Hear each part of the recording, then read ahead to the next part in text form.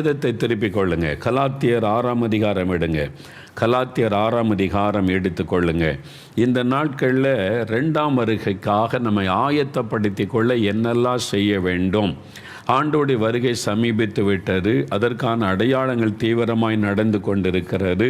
நாம் அதற்கு வருகையிலே காணப்பட இயேசுவோடு பரலோக ராஜ்யத்தில் பிரவேசிக்க என்ன செய்யணும்? அதை குறித்து நாம் ஏற்கனவே 5 காரியங்களை தியானித்து முடிச்சிட்டோம். ஒன்று, பரிசுத்தமாய் இருப்பார். நம்மை பரிசுத்தமாய் காத்துக்கொள்ள ஆண்டவரோடு வாழ்கிற ஒரு வாழ்க்கைக்கு அர்ப்பணித்து அதுக்கு தான் தினம் வேத வாசிக்கணும், ஜெபிக்கணும், பரிசுத்தாவிக்குள்ளே நிரம்பி ஜெபிக்கணும். பரிசுத்தமாகிறவன் இன்னும் பரிசுத்தமாகட்டும், தாகமுள்ளவர்களாக இருக்கணும். 2வது, தேவ சித்தம் செய்கிறவர்களாக இருக்கணும். எதை செய்தாலும் ஆண்டவரிடத்தில் கேட்டு சித்தம் அறிந்து காரியங்களை செய்யணும். 3வது, எத்தனை பாடு உபத்திரவம் நிந்தை வந்தாலும் முறுமுறுக்காமல் இயேசுவில் நிலைத்திருக்கணும். பின்வாங்கி விடாதபடி இயேசுவோடு உள்ள ஐக்கியத்தை காத்து கொள்ளணும். இல்லாட்டா நீங்கள் கைவிடப்பட்டு போயிடுவீங்க. சாத்தான் நரகத்தின் அக்னிக்குள்ளே கொண்டு போய் விடுவான். அடுத்தது நீங்கள் பார்த்தீங்கன்னா ஜெபம் பண்ணுங்கள். இடைவிடாமல் ஜெபம் பண்ணுங்க. எப்பொழுதும் ஜெபம் பண்ணி விழித்திருங்கள் என்று இயேசு சொன்னார். எப்பொழுதுமே ஜெபிக்கிற பழக்கம் உள்ளவர்களாய் நம்ம மாறிவிட வேண்டும். 5வது, சுவிசேஷத்தை அறிவிக்கணும். இயேசுடைய பிரதான கட்டளையை நிறைவேற்றணும். அதை அநேகர் செய்ய ஆரம்பிச்சிட்டீங்க. ஆண்டவருக்கு ஸ்தோத்திரம். 6வது, நன்மை செய்யுங்கள். இதான் கடைசியாக இந்த காரியத்தை தியானிக்கிறோம். இது முடிந்த பிறகு வேறு சில முக்கியமான காரியங்களை நம்ம வேதத்திலிருந்து தியானிப்போம். நன்மை செய்வதை குறித்து நம்ம கடந்த சில நாட்களாக, சில வாரங்களாக தியானித்து கொண்டு வருகிறோம். அது எவ்வளோ முக்கியம், அது எப்படியெல்லாம் நன்மை செய்ய வேண்டும் என்று. இந்த நாளில் இந்த கலாத்தியர் 6:9 வாசித்து பாருங்கள். நன்மை செய்கிறதில் சோர்ந்து போகாமல் இருப்போமாக. நாம் தளர்ந்து போகாதிருந்தால் ஏற்ற காலத்தில் அறுப்போம். நன்மை செய்வதிலே சோர்ந்து போகக்கூடாது என்று வேதத்தில் சொல்லப்பட்டிருக்கிறாரு. 2 தெசலோனிக்கேயர் 3ஆம் அதிகாரம் 13ஆம் வசனம் பாருங்களேன். அதுவும் புதிய ஏற்பாட்டில் 285வது பக்கம். 2 தெசலோனிக்கேயர் 3ஆம் அதிகாரம் 13ஆம் வசனம். சகோதரரே, நன்மை செய்வதிலே சோர்ந்து போகாமல் இருங்கள். சரிங்களா? நன்மை செய்வதில் சோர்ந்து போகக்கூடாதான். ஏன்னா சிலர் நம்ம நன்மை செய்து பாருங்கள், அவங்க நன்றி இல்லாமல் நடக்கிறாங்க, நம்மளை ஏமாற்றி விடுகிறார்கள். அதனால் சிலர் சோர்ந்துருவாங்க. இந்த நன்மை செய்கிறதே அவங்க ஏமாத்துறாங்க, அவங்களே நமக்கு விரோதமாக பேசுகிறாங்க. நம்ம ஒரு நல்ல இருதயத்தோட நன்மை செய்தாலும் புரிந்து கொள்ள தெரியல. அவங்க நன்றி இல்லாமல் நடக்கிறாங்க, பொறாமையாக பார்க்குறாங்க. எதுக்கு நன்மை செய்யணும்? சிலருக்குள்ளே சோர்வு. ஆனால் ஆண்டவர் சொல்லுகிறார், என் பிள்ளைகளே, நன்மை செய்வதில் சோர்ந்து போகாதங்க. ஏசு எல்லாருக்கும் நன்மை செய்தார். பிசாசை துரத்தினார், வியாதியஸ்தரை குணமாக்கினார், பசியா உள்ளவங்களுக்கு ஆகாரம் கொடுத்தார். என்ன சொன்னாங்க? பிசாசுகளின் தலைவன் அப்படின்னு இயேசுவை சொன்னாங்க. பைத்தியக்காரன் சொன்னாங்க. அதனால் இயேசு நன்மை செய்கிறது நிறுத்திட்டாரா? நிறுத்தலை, தொடர்ந்து செய்து கொண்டே இருந்தார். நாமும் இந்த உலகத்தில் பொறாமை கொண்ட மக்களும் பொல்லாத மக்களும் சூழ்ந்து இருக்கத்தான் செய்வாங்க. அவங்க பொறாமையினால் பேசுவாங்க, விரோதமான காரியத்தை சொல்லுவாங்க, பொய்யான காரியத்தை பழி சுமத்தி கேவலமாக பேசுவாங்க. அவங்களே செய்கிறதில்ல, செய்கிற ஆட்களையும் விடுவதில்லை. அப்படிப்பட்ட மக்கள் இருப்பாங்க. ஆனால் ஆண்டவர் சொல்கிறாரு, என் பிள்ளைகளே, சோர்ந்து போகாமல் நன்மை செய்யுங்கள் என்று ஆண்டவர் சொல்லி இருக்கிறார். இந்த நன்மை செய்கிறதுனால என்ன பலன், ஆசீர்வாதம் உண்டாகும்? சரி, நான் நன்மை செய்கிறதுனால எனக்கு என்ன பலன்? அடுத்தது நம்ம யாருக்கு நன்மை செய்யணும்? அதுதான் இன்றைக்கு நாம் பார்க்க போகிறோம். நன்மை செய்கிறதுனால என்ன பலன் அப்படின்னு நினைக்கிறீங்களா? முதலாவது, ரோமர் 2ஆம் அதிகாரம் 7ஆம் வசனம் எடுங்க. ரோமர் 2ஆம் அதிகாரம் 7ஆம் வசனம். புதிய ஏற்பாட்டில் 209வது பக்கம் பாருங்கள். 209வது பக்கம் எடுத்துட்டிங்களா? ரோமர் 2ஆம் அதிகாரம் 7ஆம் வசனம். பைபிளை புரட்டுங்க. வசனத்தை பார்க்கணும், வசனத்தில் இருக்க தெரியணும். ஏதோ மோகலாம் சொல்கிறான்னு நினைக்கக்கூடாது. இயேசு சொல்லுகிறார், அவருடைய வார்த்தை சொல்லுகிறது, அதில் கவனம் செலுத்தணும். ரோமர் 2:7 பாருங்கள். சோர்ந்து போகாமல் நற்கிரியைகளை செய்து, இங்கே பார்த்தீங்களா, சோர்ந்து போகாமல் நற்கிரியைகள், நல்ல காரியங்களை செய்து மகிமையையும் கனத்தையும் அழியாமையையும் தேடுகிறவர்களுக்கு நித்திய ஜீவனை அளிப்பார். எவ்வளோ பெரிய ஆசீர்வாதம் பாருங்கள். சோர்ந்து போகாமல் நற்கிரியைகளை செய்து கொண்டே இருந்தால் முதல்ல உங்களுக்கு மகிமை கிடைக்கும், கனம் கிடைக்கும், அழியாத ஒரு வாழ்வு, பரலோக பாக்கியம் கிடைக்கும், நித்திய ஜீவன், அதான் அழியாத வாழ்வு, எவர் லாஸ்டிங் லைஃப். இயேசுவோடு கூட நித்திய காலமாய் வாழணும் பரலோகத்தில்னா நீங்கள் நற்கிரியை செய்யணும். வசனம் சொல்லுது பாருங்கள், நற்கிரியைகளை சோர்ந்து போகாமல் இருந்தால் இந்த பூமியில் நீங்கள் கனப்படுத்தப்படுவீங்க, மகிமைப்படுத்தப்படுவீங்க. நித்திய ஜீவனை ஆண்டவர் அளிப்பார். ஆண்டவர் கொடுக்கிற கனம் மகிமையை நீங்கள் காண்பீர்கள் என்று வசனம் சொல்லுகிறார். அடுத்து கலாத்தியர் 6:9 மறுபடியும் பாருங்கள். கலாத்தியர் 6:9, 263 பக்கம். நன்மை செய்கிறதில் சோர்ந்து போகாமல் இருப்போமாக, நாம் தளர்ந்து போகாமல் இருந்தால் ஏற்ற காலத்தில் அறுப்போம். அதாவது ஹார்வெஸ்ட், அறுவடை செய்வோம். என்னது நன்மை செய்கிறதுக்கும் அறுவடைக்கு என்ன சம்பந்தம்? இந்த வசனத்தில் எப்படி சொல்லிக்க, நீங்கள் நன்மை செய்கிறீங்கன்னா ஏற்ற காலத்தில் அறுவடை செய்வீங்கன்னா நன்மைகளை நம்ம அறுவடை செய்வோம், ஆசீர்வாதங்களை அறுவடை செய்வோம் என்பதாக ஆண்டவருடைய வசனம் சொல்லுகிறாரு.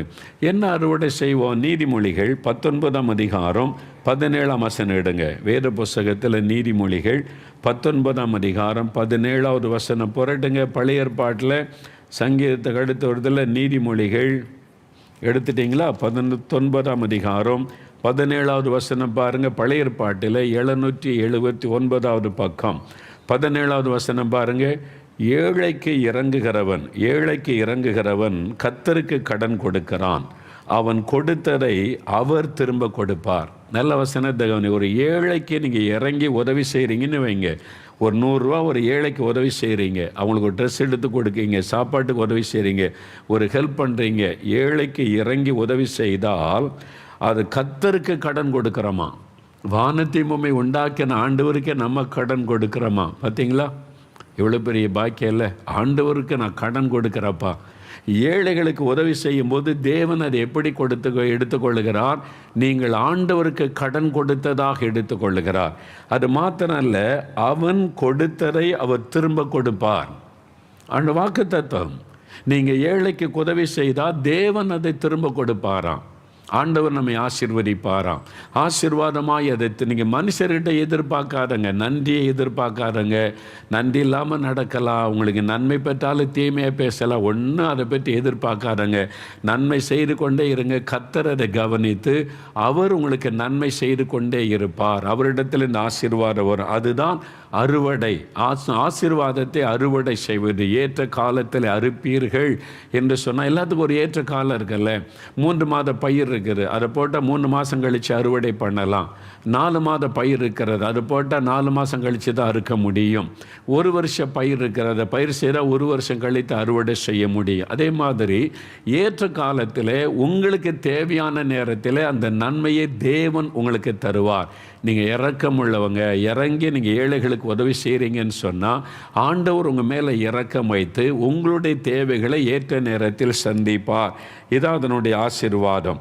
இதில் 2 கொரிந்தியர் ஒரு வசனம் எடுங்க. 2 கொரிந்தியர் 9 நம்ம அடிக்கடி இந்த வசனத்தை பயன்படுத்துவோம். இருக்குன்னா கொடுக்கிறதுக்கு, காணிக்கை கொடுக்கும்போது இந்த வசனத்தை சொல்லுவாங்க. உற்சாகமாய் கொடுக்கிறவனிடத்தில் தேவன் பிரியமாய் இருக்கிறார் என்பதால் இதை சொல்லுவோம். இல்லை பொதுவாக காணிக்கை கொடுக்கும்போது அதை பயன்படுத்துவோம். ஆனால் இந்த வசனத்தை பாருங்கள், இது எதுக்கு எழுதப்பட்டிருக்குன்னு கவனமாக பாருங்கள். 5வது வசனத்திலேருந்து வாசிக்கணும். 252 பக்கம் எடுத்துட்டிங்களா? 2 கொரிந்தியர் 9 5 வசனத்திலேருந்து பாருங்கள். ஆகையால் வாக்குத்தத்தம் பண்ணப்பட்டிருக்கிற உங்கள் தான தர்மமானது, தான தர்மம் செய்வது லோபத்தனமாய் கொடுக்கப்பட்டதாக இராமல், கஞ்சனாய் கொடுக்காதங்க. உங்களால் 10,000 ரூபா கொடுக்க முடியும், ஆனால் ஒரு 100 ரூபா கொடுக்கறது இவ்வளோ தான் எங்களால் முடியும். ஆனால் உங்களுக்கு இருக்கிற வசதிக்கு நீங்கள் 10,000 கொடுக்க முடியும். ஆண்டவர் சொல்கிறாரு, உங்கள் தான தர்மமானது லோபத்தனமாய் கொடுக்கப்பட்டதாக இராமல் உதாரத்துவமாய் கொடுக்கப்பட்டதாக இருக்கும்படியாக. உதாரமாக கொடுங்க. ஒரு ஏழைக்கு உதவி செய்வதற்கு பிசினித்தனம் பண்ணாதங்க, லோபத்தனமாக இருக்காதங்கன்னு வசனம் சொல்லுகிறது. நீங்கள் ஆண்டவர்களை பார்த்துக்கிட்டே தான் இருக்கார். உங்களை எவ்வளோ ஆசீர்வதிச்சிருக்கிறார். கோடிக்கணக்கான சொத்து, லட்சக்கணக்கான பண வசதி இருக்குது. ஒரு ஏழைக்கு உதவி செய்ய வெறும் 100 ரூபா கொடுக்குற, 500 ரூபா தரேன்றது. ஆண்டவர் சொல்றார், ஏன் இப்படி லோபத்தனமாக இருக்கிற, நீ தாராளமாய் உதாரத்துவமாய் கொடுக்கணும் அப்படின்னு சொல்லிட்டு பாருங்க 6வது வசனம், பின்னும் நான் சொல்லுகிறது என்னவெனில், சிறுக விதைக்கிறவன் சிறுக அறுப்பான், பெருக விதைக்கிறவன் பெருக அறுப்பான். இது யாருக்கு எதுக்கு சொல்லப்படுது தெரியுமா? ஏழைகளுக்கு நீங்கள் உதவி செய்யும்போது கொஞ்சமாக கொடுத்தா கொஞ்சமாக தான் அறுவடை. நீங்கள் ஒரு ஒரு ஒரு மூட்டை நெல் விதைச்சிங்கன்னா அதுக்கேற்ற அறுவடை, 3 மூட்டை நீங்கள் நெல் விதைச்சா அதுக்கேற்ற அறுவடை கிடைக்கும். எதுவுமே அப்படி தானே. அப்போ சிறுக விதைச்சா சிறுகத்தான் நன்மையை அறுப்பீங்க. நீங்கள் பெருக விதைத்தால் உங்களுக்கு பெரிய நன்மைகளை, ஆசீர்வாதங்களை தேவன் தருவார், அறுவடையே தருவார் என்று. அப்புறம் பாருங்கள் 7ஆம் வசனத்தில், அவனவன் விசனமாயும் அல்ல கட்டாயமாயும் அல்ல, தன் மனதில் நியமித்தபடியே கொடுக்க கடவன், உற்சாகமாய் கொடுக்கிறவனிடத்தில் தேவன் பிரியமாயிருக்கிறார். தசமபாக காணிக்கை என்பது சபை கொடுக்கிற, அது வேற. இந்த இடத்துல சொல்லப்படுவது தர்ம காரியத்தை குறித்து பவுல் எழுதுகிறார். அந்த காலத்தில் ஒரு பஞ்சம் வந்தபோது எருசலேமில் தேவ பிள்ளைகள் பாதிக்கப்பட்டாங்க. அப்பொழுது பல சபைகளை சார்ந்த ஆண்டவருடைய பிள்ளைகள் அவங்க பணம் கொடுத்து அந்த விசுவாசிகளை தாங்குவதற்கு கொடுத்து அனுப்பினாங்க. அதை குறித்த பவுல் சொல்லும்போது, நீங்கள் கஷ்டப்பட்டுலாம் கொடுக்க வேண்டாம், விசனை வந்துட்டாங்களே ஏதோ கொடுப்பா, அப்படி வேண்டாம். ஆண்டவர் சொல்கிறார், வேண்டாம், கட்டாயமாய் அல்ல, விசனமாயும் அல்ல, கட்டாயம், மனதில் நியமித்தபடி. உங்கள் மனதில் சந்தோஷமாக இவ்வளோ கொடுக்க நியமிச்சிங்கன்னா அதை கொடுங்க. உற்சாகமாய் கொடுத்தாதான், முறுமுறுப்பாக கொடுக்காதங்க. வந்துட்டாங்களே ஏதோ கேட்குறாங்களே செய்யணும்ல, உற்சாகமாய் மன மகிழ்ச்சியோடு நீங்கள் செய்தாதான் நீங்கள் ஆசீர்வாதத்தை காண முடியும் என்பதாக வேதம் சொல்லுகிறார். அதைத்தான் ஆண்டவர் சொல்லுகிறார், நீங்கள் நன்மை செய்வதில் சோர்ந்து போகாமல் இருந்தால் ஏற்ற காலத்திலே அறுவடை செய்வீர்கள், ஆசீர்வாதத்தை அறுவடை செய்வீங்கன்னு சொல்லப்பட்டிருக்கு. சரி, யாருக்கு நன்மை செய்வது? உற்சாகமாக செய்யணும், மன மகிழ்ச்சியை செய்யணும். யாருக்கு நன்மை செய்யணும்? நற்கிரியை நன்மை செய்யுங்கன்னு ஆண்டவர் சொல்கிறாரு. யாருக்கு நன்மை செய்யணும்? கலாத்தியர் 6ஆம் அதிகாரம் 9ஆம் வசனம் மறுபடியும் பாருங்கள். கலாத்தியர் 6ஆம் அதிகாரம் 9ஆம் வசனம் 10வது வசனம் பாருங்கள். 10வது வசனம், ஆகையால் நமக்கு கிடைக்கும் சமயத்திற்கு தக்கதாக யாவருக்கும், விசேஷமாக விசுவாச குடும்பத்தாருக்கு நன்மை செய்ய கடவோம். இந்த வசனத்தில் 2 காரியம் சொல்லியிருக்கு. ஒன்று, யாவருக்கும் நம்ம நன்மை செய்யணும். நம்ம கிராமத்தில், பட்டணத்தில், நம்ம இருக்கிற பகுதியில் இருக்கிற எல்லா மக்களுக்கும். அதில் ஜாதி பார்க்கக்கூடாது, மதம் பார்க்கக்கூடாது, மொழி வித்தியாசம் பார்க்கக்கூடாது. எல்லாருக்கும் நம்ம உதவி செய்யணும் அப்படின்னு தான் ஆண்டோடைய வசனம் சொல்லுகிறாரு. யாவருக்கும் உதவி செய்யுங்க. இவங்கெல்லாம் நம்ம சபையை சார்ந்தவங்க இல்லை, இவங்க கிறிஸ்தவங்க இல்லை, இவங்க நம்ம ஏனால் அப்படி நினைக்காதங்க. நீங்கள் எல்லாருக்கும் உதவி செய்யணும். உங்களை சுற்றி இருக்கிறவங்க என்ன மத நம்பிக்கையில் இருந்தாலும், என்ன மொழி பேசுகிறவங்களாக இருந்தாலும், என்ன இனமாக அவங்க நினைத்து கொண்டு இருந்தாலும் எல்லாருக்கும் நீங்கள் உதவி செய்யுங்க. தேவையுள்ள மக்களுக்கு, அதான் பாருங்கள், சமயத்திற்கு ஏற்றத்தக்கது, சமயத்திற்கு தக்கதாக யாவருக்கும் நம்ம உதவி செய்யணுமா. அப்படி உதவி செய்யும்போது நம்ம கவனிக்க வேண்டிய முக்கியமான காரியம் என்ன தெரியுமா? நீதிமொழிகள் 3ஆம் அதிகாரம் 27ஆம் வசனம் எடுங்க. நீதிமொழிகள் 3ஆம் அதிகாரம் 27வது வசனம் திருப்பங்க. நீதிமொழிகள் 3:27 என்ன சொல்லுதுன்னு பாருங்கள். பைபிள் வசனத்தை அப்படியே மனசில் நீங்கள் பதித்து கொள்ளலாம்ல. நீதிமொழிகள் 3ஆம் அதிகாரம் 27வது வசனம் பாருங்கள். 765வது பக்கம் பழைய ஏற்பாட்டில், நன்மை செய்யும்படி உனக்கு திராணி இருக்கும்போது அதை செய்யத்தக்கவர்களுக்கு செய்யாமல் இராதே. நல்ல வசனத்தை கவனிங்க. நன்மை செய்யும்படி உனக்கு திராணி இருக்கும்போது, உங்கள் திராணிக்கத்தக்கதாக, உங்களால் இவ்வளோ தான் கொடுக்க முடியுமா, சந்தோஷமாக கொடுங்க. கடன் வாங்கிலாம் நீங்கள் நன்மை செய்ய வேண்டாம். ஆண்டவர் அப்படி சொல்லுவாண்ட, என்ன இருக்கிறோ அதை கொடுத்து உதவி செய். ஆண்டவர் சொல்லும், 2 வஸ்திரம் இருக்குது, ஒருத்தனுக்கு ட்ரெஸ்ஸே இல்லை, ஒன்றை கொடுத்து உதவி செய்.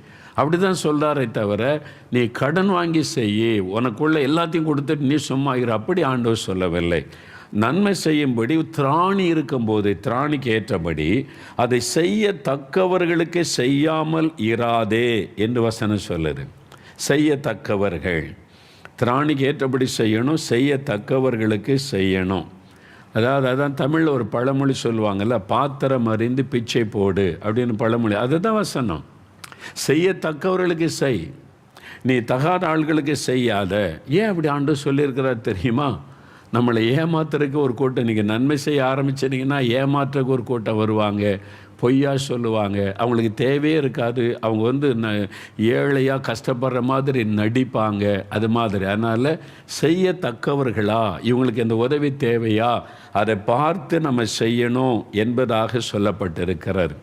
அப்போ சில நான் ஆரம்பத்தில் அப்படி தான் நிறைய பேருக்கு வர்றவங்களுக்கெல்லாம் கஷ்டப்படுறவங்களுக்கெல்லாம் ஆண்டவர் சொல்லியிருக்கிறா உதவி செய்யணும்னு செய்ய கொண்டிருந்த போது ஒரு சமயம் பாருங்களேன், 2 கையுமே இல்லை. ஒரு நண்பர் வந்தார். இந்த 2 கையுமே இங்கே கட்டாகி இருந்தது, டவல்னால் மூடி இருந்தால் அது அப்படி இப்படி இப்படி அசைத்து எடுத்தால் 2 கையுமே இல்லை. எனக்கு ரொம்ப பக்குன்னு ஆயிட்டு, இவர் எப்படி பஸ்ஸில் ஏறுவார், எப்படி டிக்கெட் எடுப்பார், பஸ்ஸில் தான் வந்திருக்கிறார், 2 கையுமே இது வரைக்கும் கட்டாகிருக்குது. அது மாதிரி ஏதோ ஒரு விபத்தில், அப்போ ரொம்ப பரிதாபம் இல்லை, யாருக்கும் அந்த மாதிரி பார்த்தா இறக்கம் வரும்ல. அவர் வந்து என்னையா அப்படின்னு கேட்டேன். மகளுக்கு கல்யாணம் வச்சுருக்கிறேன், அந்த திருமணத்துக்கு ரொம்ப கஷ்டமான சூழ்நிலை, உங்களுக்கு என்ன செய்யணும் எதிர்பார்க்குறீங்க, வர்றவங்களுக்கு சாப்பாடு கொடுக்கணும், அதுக்கு தான் கொஞ்சம் பணம் எனக்கு தேவை இருக்குது அப்படின்னு சொன்னார். ஆனால் அவர்கிட்ட பேசுகிறேன், எனக்கு ஒரு மேலே ஒரு இறக்கமே வர மாட்டேங்குது. பொதுவாக சாதாரணமாக கஷ்டப்படுற ஒருத்தர் பார்த்தாலே ஒரு மனதுருக்கம் வரும், பரிதாபம் வரும்ல, வரும். ஆண்டவர் இறக்கமுள்ள தேவன் மாதிரி நமக்குள்ள ஒரு இறக்கம் வரும். 2 கையுமே இல்லை, இவ்வளோ பேர் அவர் கஷ்டப்பட்டு சொல்கிறாரு, இறக்கமே வர மாட்டேங்குது. எனக்குள்ளே அது மாதிரி ஒரு மாற்றம் வரலன்னு எனக்கு சந்தேகம் ஆயிட்டு. நான் சொன்னேன், சரி உங்கள் அட்ரஸ் கொடுங்க, எங்கள் ஊர்லேருந்து கொஞ்சம் தூரம் பக்கத்து ஊர் சாத்தான்குளன்னு ஒரு ஊர் இருக்குது. அப்போ உங்கள் அட்ரஸ் கொடுங்க, நான் வந்து உங்களுக்கு பணம் கொடுத்து அனுப்புகிறேன். எவ்வளோ பேர் வருவாங்க கல்யாணத்துக்கு, கொஞ்சம் பேர் தானே சொன்னார். அது ஒரு அளவு சொன்னார். சரி நான் கொடுத்து அனுப்புகிறேன், நீங்கள் போங்கன்னு சொல்லி அனுப்பிட்டேன். அப்போ கல்யாணத்து அன்னைக்கு காலையில் நான் எங்கள் ஊழியத்துலேருந்து ஒரு சகோதரர்கிட்ட கொஞ்சம் பணம் கொடுத்து, ஒரு ஏழை மனுஷன் வந்தார், 2 கை இல்லை, மகளுக்கு கல்யாணமா. ஆனால் நீங்கள் போய் நேரடியாக அவர் வீட்டுக்கு போகாதங்க, அந்த தெருவில் இருக்கிறவிட்ட விசாரிங்க, அவர் வீட்டில் கல்யாணம் நடக்குதான்னு விசாரித்து திருமணம் நடந்தால் இந்த பணத்தை அவர்கிட்ட கொடுத்துட்டு வாங்க அப்படின்னு சொல்லி அனுப்பினேன். அவர் போன வேகத்திலேயே அங்கே வரைக்கும் போயிட்டு சைக்கிளில் மெனக்கெட்டு போயிட்டு, அந்த நாள் ஞாபகம் இருக்குது, அப்போ பஸ்ஸு ஓடலை, ஸ்ட்ரைக்கு. அப்போ அதனால் சரி நம்ம பாதிக்கப்படக்கூடாதுன்னு சொல்லி இவர்கிட்ட நான் காசு கொடுத்து அனுப்புகிறேன். சைக்கிளில் போயிட்டு அந்த வீட்டை தேடி கண்டுபிடிச்சி விசாரித்து திருப்பி வந்தார். என்ன சொன்னார்னா, கல்யாணமே இல்லை, அவருக்கு ஏற்கனவே 2 பிள்ளைகள் வந்து கல்யாணம் ஆயிட்டு, பொய் சொல்லி இருக்கிறாரு. அங்கே போய் விசாரித்தா அவங்களுக்கு அவருக்கு பிள்ளைகளுக்கு எப்போவோ கல்யாணம் ஆகிட்டே, இப்போ கல்யாணம்லாம் ஒன்றுமே இல்லையே அப்படின்னு சொல்லி போன வீட்டு வாசலில் அவர் உட்காந்துருக்கிறாராம். என்னையாச்சுன்னா ஏதோ பொய்யான காரியெல்லாம் சொல்கிறார். அந்த தெருவில் உள்ளவங்க சொல்லிட்டாங்க, அவர் பொய் சொல்லுவார், ஏமாற்றுவார், இப்படி தான் அப்படின்னு சொல்லி. உண்மையை கேட்டு எனக்கு ஒரு கஷ்டம், உதவி செய்யுங்கன்னு கேட்கலாம், பொய்யானதை சொல்லி பாருங்கள். அதனால தான் எனக்கு அந்த இறக்கமே வரலை. அது மாதிரி இன்னொரு முறை ஒரு விதவை தாயார் வந்தாங்க, தன்னுடைய வாலிப மகள் அழைத்து கொண்டு வந்து அழுகிறாங்க. அப்படி என்னன்னு கேட்டால், வீடு ஒழுகுதையா, நான் ஒரு தையல் மிஷின் வச்சு தச்சு என் குடும்பத்தை நடத்துகிறேன், நான் ஒரு விதவை என் மகளை படிக்க வைக்கணும், வீடு ஒழுகுது, கூரை போடணும், மழை காலம் வருதுன்னு அழுகிறாங்க. அவங்களும் அழுகிறாங்க, எனக்கு இறக்கமே வர மாட்டேங்குது. ஏதோ சம்திங் ராங்காக எனக்கு ஆவியில் ஒரு ஃபீல் பண்ணிவிட்டு, சரி உங்களுக்கு கூரை தானமாக போடணும். ஆமாம், என்னுடைய வீடு இவ்வளோ சைஸ் தான் சொன்னாங்க, அதெல்லாம் கேட்டேன். சரி நான் வந்து எங்கள் ஆளை அனுப்புகிறேன், வந்து பார்த்து உங்களுக்கு அழகாக கூரை போட்டு தந்துடுவாங்க, மழை காலத்துக்கு முன்னால் நீங்கள் போங்க, அட்ரஸ் கொடுங்கன்றேன். இல்லை நீங்கள் ஆளெல்லாம் அனுப்ப வேண்டாம், இதெல்லாம் வர வேண்டாம், நீங்கள் என்ன முடியுமோ காசு கொடுங்க, நான் போட்டுக்கிறேன்றாங்க. இல்லைம்மா நீங்கள் அதுக்கு எவ்வளோ ஆகுன்னு நான் விசாரித்து ஆளை வச்சு கூரையே உங்களுக்கு போட்டு தந்துடுறேன், செஞ்சிட்றேன், நீங்கள் வந்து அட்ரஸ் கொடுத்துட்டு போங்கன்னா அட்ரஸும் தர மாட்டேங்கிறாங்க. வேண்டாம், நீ என்ன முடியுமோ காசு கொடுங்கன்றாங்க, காசுக்காக குறியாக நிற்கிறாங்க. நான் சொன்னேன், இல்லை நீங்கள் அட்ரஸ் கொடுத்துட்டு போனால் நான் ஆள் அனுப்பி உங்களுக்கு நீங்கள் கேட்குற நன்மையை செய்து தருகிறேன், காசு கையில் தரமாட்டேன்னு சொல்லிட்டேன். போயிட்டாங்க அவங்க. பார்த்திங்களா, பொய்யாய் வந்தது. அதே மாதிரி சில ஊழியர்கள் வந்து லெட்டர் எழுதுவாங்க, எங்கள் சபை கட்டிக்கிட்டு இருக்கோம், பாதியில் நிற்கிது, ஐயா உதவி செய்யணும். பலருக்கு செய்கிறதுனால ஆரம்பத்தில் எனக்கு நிறைய செஞ்சு நிறைய ஏமாற்றப்பட்டதுனால விசாரிக்காமல் செய்கிறதில்லை இப்போ. அதனால் எங்கே போனாலும் விசாரித்து அவங்க நல்ல ஊழியம் செய்கிறாங்களா, நல்ல சபை நடத்துகிறாங்களா, அவங்களுக்கு நம்ம செய்யணும், தகுதி உள்ளவங்களுக்கு. அதான் வசனம் சொல்லுகிறாரு. பார்த்திங்களா, செய்யத்தக்கவர்களுக்கு தான் உதவி செய்யணும், ஏமாற்றவங்களுக்கு இல்லை. நான் சிலர் அனுப்பி பார்த்தா அவருக்கு இடமும் கிடையாது, சர்ச்சும் கிடையாதுங்க அப்படின்னு சொல்லி அனுப்பிட்டாங்க. அதுக்கு பிறகு தான் நான் வந்து இனி நம்ம எதுவும் ஏமாற்றமான ஒரு காரியத்தை செஞ்சிடக்கூடாது, ஏழை ஜனங்க அனுப்புகிற காணிக்கை வீணாக செலவு செய்து விடக்கூடாது என்று விசாரித்து தான் செய்வது. இப்போ வந்து விசாரிக்காமல் செய்கிறல. ஆண்டோட கிருபையில் தமிழ்நாட்டில் எல்லா மாவட்டத்திலும் நம்ம ஊழியத்தை நேசிக்கிற மக்கள் இருக்கிறாங்க. இந்தியாவின் மாநிலங்கள்லாம் இருக்கிறாங்க. யார் இருந்தாலும் அவங்கள விசாரித்து சொல்லுங்கள். அவங்க வந்து நல்ல ஊழியம் செய்கிறாங்க, அவங்க நல்ல ஒரு ஊழியக்காரர், கிராமம் ஊழியம் செய்வாங்க, அவங்களுக்கு ஹெல்ப் பண்ணால் ரொம்ப உதவியாக இருக்குன்னா அவங்களுக்கு தான் ஆண்டவர் செய்ய சொல்லுவார். அதே மாதிரி உங்கள் வீட்டுக்கு பக்கத்தில் இருக்கிறவங்க, தெருவில் இருக்கிறவங்கன்னா நீங்கள் வந்து அதை விசாரித்து இவங்களுக்கு உதவி செய்தால் அது பிரயோஜனமாக இருக்கும், இவங்க உண்மையாகவே பாதிக்கப்பட்டிருக்கிறாங்க அப்படின்றவங்களை நீங்கள் அறிந்து செய்யத்தக்கவர்களுக்கு நீங்கள் உதவி செய்யணும் என்பதாகத்தான் வசனம் சொல்லுகிறது. அதனால் நீங்கள் ஜெபம் பண்ணுங்க. ஆவியானவர் உங்களுக்கு ஒரு ஏவுதலை கொடுப்பார். யாரும் வந்து உதவி கேட்டால் இப்போ தான் உடனே நான் எதுவும் எஸ் சொல்லுவதில்லை. எழுதி கொடுங்க, உங்களுக்கு என்ன தேவை இருக்குது எழுதி கொடுங்க, அதை வைத்து ஜெபம் பண்ணுவேன். அப்போ ஆண்டவர் வந்து தெளிவாக இவங்களுக்கு செய் என்று ஏவுதல் கொடுத்தா அவங்களுக்கு மாத்திரை செய்யும்போது தேவன் அதை பார்த்து மகிழ்ச்சி அடைவார். நம்ம கொடுக்குற அந்த பணம் சரியான ஒரு நபருக்கு சரியான விதத்தில் உதவியாக இருக்கிறது. அப்படி செய்யும்போது தான் அந்த பலனையும் ஆண்டவர் நமக்கு தர முடியும். சிலரையாமல் எல்லாருமே நம்ம அப்படி பார்த்துட்டு இருக்க முடியாது. சிலர் வந்து போகிற வழியில் கையேந்துவாங்க, குழந்தைகள் வச்சுருவான், குழந்தையா இதுக்கு அதெல்லாம் விசாரிக்காரங்க. உங்களால் முடிந்த ஒரு சின்ன ஒரு 5 ரூபா 10 ரூபா சாப்பாட்டு கொடுக்க போகிறீங்க. ஒன்றுக்கும் ஆராய்ச்சி பண்ணி கொண்டே இருக்கக்கூடாது. அதில் ஒரு சிலர் ஏமாத்துறவங்க இருப்பாங்க, பரவாயில்ல. ஆனால் இத்தனை பாதிக்கப்பட்ட மக்கள் நீங்கள் ஒன்றுக்கு ஆராய்ச்சி பண்ணாதபடி இருக்கணும். முக்கியமான காரியங்களுக்கு ஜெபம் பண்ணி தேவனுடைய ஆலோசனையின்படி நீங்கள் உதவி செய்யணும். அதனால் செய்யத்தக்கவர்களுக்கு நம்ம செய்யணும் அப்படின்னு பார்க்குறோம். ஒன்று. ரெண்டாவது, நீங்கள் செய்ய வேண்டிய இன்னொரு காரியம் என்னது, எல்லாருக்கும் நம்ம செய்யணும், எதுவும் வித்தியாசம் பார்க்காம. ரெண்டாவது, அதே கலாத்தியர் 6:10 பாருங்கள். நமக்கு கிடைக்க சமயத்துக்கு தக்கதாக யாவருக்கும் விசேஷமாக விசுவாச குடும்பத்தாருக்கும் நன்மை செய்ய கடவோம். விசேஷமாக ஒரு வார்த்தை ஆண்டவர் எழுதி வச்சிருக்கா. விசேஷமாய் விசுவாச குடும்பத்தாருக்கு நன்மை செய்யுங்க, உதவி செய்யுங்க. விசுவாச குடும்பத்தார் யார்? இயேசுவை ஏற்றுக்கொண்ட அவருடைய பிள்ளைகள். உங்கள் சபையில் இருப்பாங்க, உங்கள் சர்ச்சில் வர்றதில் எத்தனையோ ஏழைகள் இருப்பாங்க, விதவைகள் இருப்பாங்க, ஆதரவற்றவங்க இருப்பாங்க.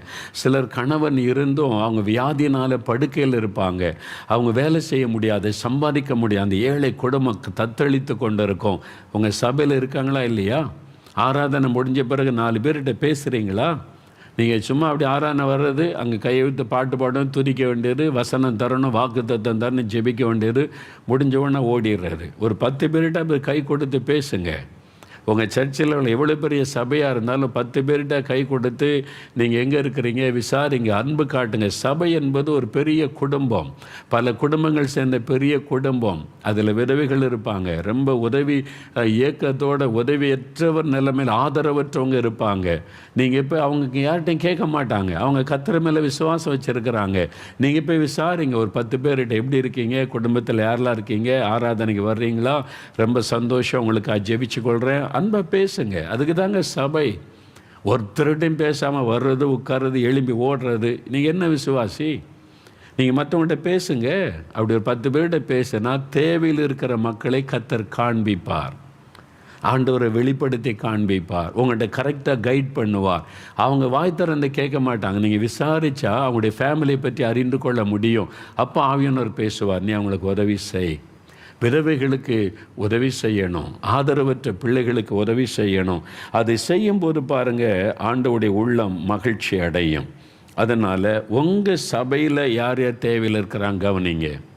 உங்கள் சபையில் இருக்கிற ஏழைகள், சிலருக்கு இப்போ வேலை போயிட்டுங்க, வேலை தேடிக்கிட்டு இருப்பாங்க, 3 மாதம் 4 மாதம், அவங்க எப்படி சாப்பிடுவாங்க? நீங்கள் என்றைக்காவது விசாரிச்சிங்களா? வேலை செய்கிறீங்களா பிரதர்ன்னு கேட்டால் 2 மாதம் ஆச்சு வேலை இல்லை, வேலை தேடிக்கிட்டே இருக்க, கஷ்டம்தான். உங்களுக்கு வேலை இருக்குது, உங்களுக்கு பிஸ்னஸ் இருக்குது, வருமானம் வருது, அந்த 2 வேலை கிடைக்கும் வரைக்கும் ஒரு உதவி செய்யுங்க. ஒரு ஒரு அரிசி பருப்பு தேவையான பொருள் வாங்கி கொடுங்க. அவங்களுக்கு எவ்வளோ பெரிய சந்தோஷம். அவங்கள வாய் விட்டு கேட்க மாட்டாங்க. அவங்களாம் சபைக்கு வர்றவங்க, நம்மளாம் ஒரே சபையில் இருக்கிறோமே. நீங்கள் ஜெபம் பண்ணி பார்த்தீங்கன்னா சபைக்குள்ளேயே இருப்பாங்க. அதனால தான் வசனம் தெளிவாக சொல்லுது, விசேஷமாய் விசுவாச குடும்பத்தாருக்கு உதவி செய்யுங்கள். எனக்கு ஞாபகம் இருக்கிறது, ஒரு சகோதரி பாருங்கள், இந்து குடும்பத்திலேருந்து ரட்சிக்கப்பட்டாங்க. அவங்க பிள்ளைகளை கூட்டி சர்ச்சுக்கு போகிறது, ஜெபிக்கிற. கணவர் குடிக்காரர், குடும்பத்தை ஏற்கனவே கவனிக்க மாட்டாரா?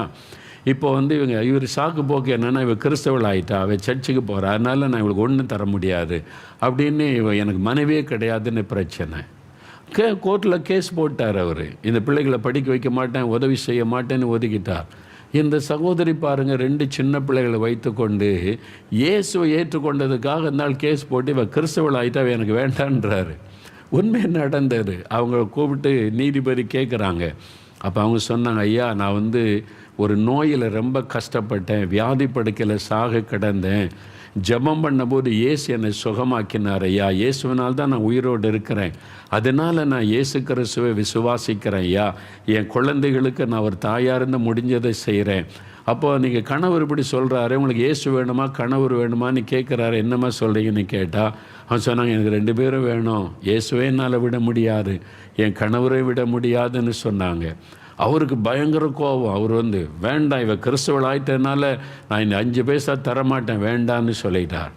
பாருங்க, 2 சின்ன பிள்ளைகளை வைத்துக்கொண்டு அந்த சகோதரி தனித்து விடப்பட்டாங்க. நான் அதை கேள்விப்பட்டு அறிந்து அவனுடைய சாட்சியை கேட்டபோது ஆவியானவர் ஏவினார், நீ ஹெல்ப் பண்ணு. அந்த பிள்ளைகள் படிக்கிறதுக்கு கொஞ்சம் வருஷம்தான் உதவி செய்கிறோம், கொஞ்சம் வருஷம்தான். இன்றைக்கி பாருங்கள், அவங்க நல்ல நிலைமையில் இருக்கிறாங்க, இயேசுக்குள்ளே உறுதியாக இருந்து அவங்களுடைய பிள்ளைகளை ஒரு பையன் நல்ல ஊழியம் செய்கிறாங்க. பிள்ளைகளை கர்த்தர் ஆசீர்வதித்து உயர்த்தி விட்டார். கொஞ்ச காலம் நீங்கள் உதவி செய்தால் அந்த குடும்பம் எழும்பிடும். உங்கள் சபையில் இருக்கிறாங்க, உங்கள் சபைக்குள்ளே மாத்திரம் இல்லை, பக்கத்து சபையில் இருக்கலாம், எந்த சர்ச்சுக்கு போனால் என்ன, அவங்க கிறிஸ்தவங்க, இயேசு மேலே விசுவாசமாக இருக்காங்களா, விசுவாச குடும்பத்தாரா, கொஞ்ச நாள் நீங்கள் உதவி செய்து தூக்கி விட்டீங்கன்னா அப்புறம் அவங்க எழும்பி 4 பேருக்கு உதவி செய்வாங்க. இதுக்கு தான் நாம் அழைக்கப்பட்டிருக்கிறோம். அதனால தான் சபை என்பது ஒரு குடும்பம். உங்கள் ஊழிய சபையில் இருக்கிற எல்லாரை பற்றி ஒருவருக்கொருவர் நீங்கள் தெரிந்து கொள்ளணும்.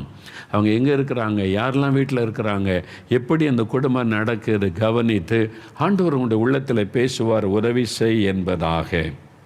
பாருங்கள், இப்போ நாங்கள் எல்லாருக்கும் உதவி செய்கிறோம். இயேசுடிக்கிற ஊழியத்தில் 300 பேர் இருக்கிறோம். நாங்கள் பெரிய குடும்பம், இயேசுடிக்கிற குடும்பம்னு சொல்லுவோம். நீங்கள் செய்கிறீங்களா அப்படின்னு கேட்டிங்கன்னா நாங்கள் செய்கிறோம். இயேசுடிக்க ஊழியத்தில் பெண் பிள்ளைகள் பையங்கள்லாம் ஊழியம் செய்கிறாங்க. மேரேஜ் ஒழுங்காயிட்டுன்னா அதுக்கு ஒரு பணம் கொடுப்போம், மேரேஜுக்கு உதவித்தொகை ஒன்று கொடுப்போம். எல்லாருக்கும் முக்கியமாக பெண் பிள்ளைகளுக்கு கொடுத்துருவோம். பெண் பிள்ளைகள் தானே ரொம்ப கஷ்டப்படுவாங்க, அதனால் அவங்களுக்கு ஒரு உதவித்தொகை, மேரேஜ் உதவித்தொகை கொடுப்போம். திருமணமாகி குழந்தை பேர் வரும்போது அந்த பேறு காலத்துக்கு ஒரு பணம் கொடுப்போம், உதவித்தொகை கொடுப்போம். அவங்களுக்கு பேறு காலத்தில் இருக்காங்கன்னா அவங்களுக்கு ஆஸ்பத்திரி செலவுலாம் இருக்கும், அவங்க ஊழியத்தில் இருக்காங்க, அவங்களுக்கு உதவி செய்வோம். ஆஸ்பத்திரியில் சிலர் ஆக்சிடெண்ட் ஆகிட்டு சில வியாதியில் கஷ்டப்படுறாங்கன்னா, அதாவது அவங்களுடைய எந்த மாதிரி ஊழியம் செய்கிறாங்க, அவங்களுடைய கமிட்மெண்ட் எப்படி அப்படின்னு பார்த்து உதவி செய்வோம். எங்கள் ஊழியத்தில் 2 விதமான மக்கள். ஒருத்தங்க நல்ல ஊழியம் செய்கிறவங்க பெரும்பாலும் இருக்கிறாங்க, சிலர் சம்பளத்துக்கு வேலை செய்வாங்க, வேலைக்காரங்களாக இருப்பாங்க, சிலர் ஊழியக்காரங்களாக இருப்பாங்க. அந்த தகுதியை பார்த்து அவங்களுக்கு ஏற்றபடி நாங்கள் உதவி செய்வோம். அது மாத்திரம் இல்லை, ஜூன் மாதம் வந்துட்டால் இதெல்லாம் ஆண்டவரை பேசினார். ஜூன் மாதம் வந்துட்டால் பிள்ளைகளை ஸ்கூலில் சேர்க்கணும்ல, இப்போ தான் 1.5 வருஷமாக அப்படியே இருக்குது. ஜூன் மாதம் வந்துட்டாலும் ஸ்கூல் ஃபீஸ் கட்டணும், அதெல்லாம் செய்யணும்ல. அப்போ ஒரு தடுமாற்றம் வரும் பெற்றோருக்கு, என்ன செய்கிறதுன்னு. நாங்கள் எல்லா ஃபீஸும் கட்ட முடியாது, ஆனால் நாங்கள் எங்கள் ஊழியத்தில் இருக்கிற அத்தனை சில்ட்ரன்ஸும் கணக்கு எடுப்போம். ஸ்கூலில் படிக்கிற பிள்ளைங்க, எந்த வகுப்பு படிக்கிறாங்க, காலேஜ் படிக்கிற பிள்ளைகள் எல்லாருக்கும் அவங்களுடைய படிப்புக்கு ஏற்றபடி ஒரு உதவி செய்கிறோம். எல்லா பேரண்ட்ஸுக்கும் அந்த பணத்தை கொடுத்து உதவி செய்வோம். அவங்க ஸ்கூலில் சேர்க்கறதுக்கு கஷ்டப்படக்கூடாதுன்னு முழு ஃபீஸும் கொடுக்க மாட்டோம், அவங்களும் கொஞ்சம் போடணும், நாங்கள் முடிந்த உதவி செய்கிறோம். அது மாதிரி கிறிஸ்மஸ் வந்துட்டால் கிறிஸ்மஸ் ட்ரெஸ் எடுக்கணும், எல்லோரும் சிலர் போனஸ்லாம் கிடைக்கும், அப்படிலாம் செய்வாங்கல்ல. இப்போ எங்கள் ஊழியத்தில் அந்த மாதிரி கிறிஸ்மஸ் டைமில் உதவி செய்கிறோம். முதல்ல 1 மாத சம்பளம் எல்லாருக்கும் கொடுத்தோம். இப்போ ஆண்டவர் சொன்னார், அவனுடைய கிரியைகளின்படிக்கு தான் நான் பலன் கொடுப்பேன். யார் யார் என்னென்ன மாதிரி ஊழியம் செய்கிறாங்களோ அதுக்கேற்ற பலன் தான் கொடுக்கப்படணும். அதனால் ஸ்ட்ரிக்டாக நாங்கள் ரூல் வச்சுட்டோம். ஒரு நாள் கூட லீவ் எடுக்காமல் வந்தாங்க, இவங்க எல்லா ஜெபத்திலையும் பங்கு பெறுறாங்க, இவங்க டைமே பார்க்காம கர்த்தருக்காக நல்ல ஊழியம் செய்கிறாங்க. இதை சில கணக்கு வச்சுருக்கிறோம், அதெல்லாம் அந்த லீடர்ஸ் கணக்கெடுத்து சொல்லுவாங்க. அதுக்கு ஏற்றபடி கிறிஸ்மஸ் போனஸ் கொடுக்குறோம், அவங்களுக்கு உதவி செய்கிறோம். இந்த மாதிரி உண்மையாக ஊழியம் செய்கிறாங்க, நல்ல கடினமாக ஊழியம் செய்கிறாங்க, அவங்களுக்கு ஒரு வாகனம் அங்கே உதவி செய்கிறோம். ஏன்னா இயேசு உடைக்கிறார், எங்களுடைய குடும்பம் முதல்ல எங்களுடைய விசுவாச குடும்பத்தாருக்கு நாங்கள் உதவி செய்கிறோம். வசனத்தில் சொல்லியிருக்குல்ல, அப்போ இது எங்கள் விசுவாச குடும்பத்துக்கும் நாங்கள் உதவி செய்கிறோம். நாளைக்கு அவங்க ரிட்டையர்ட் ஆகும்போது அவங்களுக்கு கஷ்டம் வரக்கூடாதுன்னு பிஎஃப் பணம் செய்கிறோம். அவங்க ஒரு பங்கு போடுறோம், ஊழியத்திலேருந்து ஒரு பங்கு போடுகிறோம், இன்சூரன்ஸ் காரியங்கள் செய்கிறோம். அவங்களுடைய நன்மை கருதி பல திட்டங்கள் இந்த ஊழியத்தில் செய்கிறோம். காரணம், நாங்கள் ஒரு பெரிய குடும்பம். எங்கள் குடும்பத்தில் இருக்கிற விசுவாச குடும்பத்தை பாதுகாக்க வேண்டியது எங்களுடைய பொறுப்பு. அதன்படி நாங்கள் இந்த ஊழியத்தில் செய்து கொண்டு வருகிறோம். ஒவ்வொரு சபையும் நீங்கள் அதை செய்யணும். ஒவ்வொரு சபையும் நீங்கள் கட்டாயம் அதை செய்யணும். உங்கள் விசுவாசிகளில் பாதிக்கப்பட்ட ஏழை மக்கள் வருவாங்க. வசதி உள்ளவங்கள்ட்ட இந்த வாங்கி ஏழைகளுக்கு கொடுக்கலாமே. நீங்கள் செய்யணும். வசதி உள்ளவங்கள்ட்ட நீங்கள் வாங்கி ஏழைகளுக்கு உதவி செய்யலாமே. விதவைகள், உதவி ஆதரவற்றவர்களுக்கு உதவி செய்யலாமே. இது மாதிரி நாம் செய்யணும்னு கர்த்தர் விரும்புகிறார். அல்லேலூயா. அதனால் தான் வசனம் சொல்லுகிறது, நாம் விசுவாச குடும்பத்தாருக்கு உதவி செய்யணும். நீங்கள் யாருக்காவது அப்படி உதவி செய்யறதுக்கு நிறைய பேர் செய்கிறாங்க. எனக்கு தெரிந்த பல கிறிஸ்தவ குடும்பங்கள் வெளியே தெரியாமல் நிறைய பேருக்கு உதவி செய்கிறாங்க. அப்படி தான் செய்யணும். வலது கை செய்வதை இடது கை தெரியக்கூடாது. இயேசு சொல்லியிருக்கார், இப்படி தான் தர்மம் செய்யணும். அப்போ நீங்கள் எல்லாரும் சொல்கிறீங்கன்னா இது ஏன் பணம் கிடையாதுங்க. இது நீங்கள் அனுப்புகிற பணம். பல கர்த்தருடைய பிள்ளைகளை அனுப்புகிறத வச்சு நாங்கள் இந்த நன்மை செய்கிறோம். அதனால் பணம் கொடுக்குற உங்களுக்கு நாங்கள் கணக்கு ஒப்புவிக்கணும். அதனால தான் உங்கள் பணத்தை கொண்டு இன்னென்ன நன்மை செய்கிறோம் நான் வெளிப்படையாக அறிவிக்கிறேன். என்னுடைய பர்சனலாக நான் செய்கிற காரியம் வெளியே தெரியாது. அது தெரியாமல் செய்யும்படி தேவன் கிருபை கொடுத்து வருகிறார். நான் பர்சனலாக பல ஏழைகளுக்கு மற்றவங்களுக்கு உதவி செய்கிற காரியம் உண்டு. அதை வெளியே சொல்லுவதில்லை. ஆனால் ஊழியமாக செய்யும்போது உங்கள் பணம் நீங்கள் கொடுக்கறத வச்சு செய்கிறோம். அதனால் நாங்கள் எப்படி செலவு பண்ணுகிறோம் என்பதை உங்களுக்கு தெரியப்படுத்துகிறோம், அவ்வளவுதான். ஆனால் நாம் தனிப்பட்ட முறையில் அப்படி நீங்கள் உதவி செய்யணும். ஆண்டவர் விரும்புகிறார். அதுவும் விசுவாச குடும்பத்தார், அவங்களுக்கு உதவி செய்யுங்க. கிறிஸ்மஸ் பண்டிகை வந்ததா, உங்கள் சபையிலேயே ஏழைகளை கண்டுபிடிச்சி அவங்களுக்கு ஒரு ட்ரெஸ் வாங்கி கொடுத்து ஒரு நாள் உங்கள் வீட்டுக்கு விருந்து கூப்பிட்டு கிறிஸ்மஸ் விருந்து கொடுங்க. எவ்வளோ சந்தோஷப்படுவாங்க தெரியுமா? அவங்கெல்லாம் சிலருடைய வீட்டுக்குள்ளே நுழையிறதுக்கே பயந்து வெளியே நிற்கிற மக்கள் கூட உங்கள் சபையில் இருக்கிறாங்க. யோசித்து பாருங்கள். அப்போ அவங்கள கூப்பிட்டு ஒரு நாள் விருந்து செய்து உங்கள் கூட உட்கார வச்சிங்கனாலே அவங்களுக்கு ஒரு பெரிய சந்தோஷம் உண்டாகும். நம்மளால் என்ன முடியுமோ அதை நம்ம செய்யணும், அவ்வளோதான். ஆண்டவர் சொல்லுகிறார், விசுவாச குடும்பத்தாருக்கு உதவி செய்யுங்க. மூன்றாவது இன்னொரு காரியம் பாருங்கள், இதுதான் ரொம்ப முக்கியமான விஷயம். எல்லாரும் திருப்பங்க மத்தேயு 25ஆம் அதிகாரம். இதை வச்சு தான் நிறைய பேர் பிரசங்கம் பண்ணுவோம். ஆண்டவர் சொன்னார், இப்படி சொல்லியிருக்கிற, தாகமாக இருந்தேன், தண்ணி கொடுத்தீங்க, ட்ரெஸ் இல்லாமல் இருந்தேன், எனக்கு உடை கொடுத்தீர்கள். இயேசு சொன்னதை வச்சு தான் நன்மையான காரியம் செய்கிறதுக்கு எல்லாம் பேசுவோம். எல்லாம் பாருங்கள், இந்த வசனம் மத்தேயு 25ஆம் அதிகாரம் 34 - 40 வரை வாசித்து பார்த்தீங்கன்னா, அதாவது நியாயத்தீர்ப்பு நாளில் ஆண்டவர் வந்த பிறகு நியாயத்தீர்ப்பு நாளில் சொல்லுவது, அப்பொழுது ராஜா தமது வலது பக்கத்தில் நிற்கிறவர்களை பார்த்து, வாருங்கள், என் பிதாவினால் ஆசீர்வதிக்கப்பட்டவர்களே, உலகம் உண்டானது முதல் உங்களுக்காக ஆயத்தம் பண்ணப்பட்டிருக்கிற ராஜ்யத்தை சுதந்தரித்து கொள்ளுங்கள். பசியாயிருந்தேன், எனக்கு போஜனம் கொடுத்தீர்கள். தாகமாயிருந்தேன், என் தாகத்தை தீர்த்தீர்கள். அந்நியனாயிருந்தேன், என்னை சேர்த்து கொண்டீர்கள். வஸ்திரமில்லாதிருந்தேன், எனக்கு வஸ்திரம் கொடுத்தீர்கள். வியாதியாயிருந்தேன், என்னை விசாரிக்க வந்தீர்கள். காவலில் இருந்தேன், என்னை பார்க்க வந்தீர்கள் அப்படின்னு சொல்லுவாராம். சொல்லும்போது, நீதிமான்கள், நாங்கள் எப்போ உங்களை அப்படி கண்டோம், பசியோட உடை இல்லாமல் எப்போ கண்டோம், எப்போ உதவி செய்தோன்னு கேட்பாங்களாம். அதுக்கு ஆண்டவர் சொல்கிறார், 40ஆம் வசனம் பாருங்கள். அதற்கு ராஜா பிரதியுத்தரமாக, மிகவும் சிறியவராகிய என் சகோதரரான இவர்களில் ஒருவனுக்கு நீங்கள் எதை செய்தீர்களோ அதை எனக்கே செய்தீர்கள் என்று மெய்யாகவே உங்களுக்கு சொல்லுகிறேன். நல்ல கவனிங்க. நன்மை செய்யணும் என்பதற்கு இந்த வசனத்தை வச்சு தான் எல்லோரும் ப்ரீச் பண்ணுவாங்க. உடை இல்லாமல் இருந்தால் உடை கொடுத்தீங்க, பசியோடு இருந்து ஆகாரம் கொடுத்தீங்க. நீ யார் இவங்க? யாருன்னு தெரியுமா உங்களுக்கு? நம்ம நினைக்கிறோம் வெளியே அது நன்மை எல்லாருக்கும் செய்யணும். ஆனால் இந்த இடத்துல சொல்லப்பட்ட வசனம் எதை குறித்து ஆண்டவர் பேசுகிறார்? அவங்க சொல்ல, இந்த மிகவும் சிறியவராகிய என் சகோதரராகிய இவர்களில் ஒருவனுக்கு நீங்கள் எதை செய்த? யார் அந்த சிறியர்? இங்கே சிறியர்னு ஆண்டவர் சொல்கிறார்ல, யார் அவங்க? என் சகோதரன் சொல்கிறார். ரோட்டில் ஒரு குடிகாரன் இருப்பான், பிச்சை எடுத்து கொண்டு இருப்பான். அவனை இயேசு சகோதரன்னு சொல்ல மாட்டார். ஆண்டவர் அவனை நேசிக்கிறார், ரட்சிக்கப்பட விரும்புகிறார். ஒருத்தன் கொலை செய்துட்டு ஜெயிலுக்கு போயிருப்பான். அவனை போய் நீங்கள் பார்க்க போனால், ஓ என் சகோதரராகி இவனுக்கு நீங்கள் காவலில் இருந்தால் பார்க்க வந்தீங்கன்னு புகழ்வார்னு நினைக்கிறீங்களா? ட்ரெஸ் இல்லாமல் இருந்தால் நீங்கள் ட்ரெஸ்ஸு கொடுத்தீங்க, பசியோடு இருந்து ஆகாரம் கொடுத்தீங்க. குடிகாரனுக்கும் துன்மார்க்கனுக்கும் ஒரு ஏழையில் கஷ்டப்படனுக்கு உதவி செய்தால் இந்த வசனம் அதுக்குரியது அல்ல.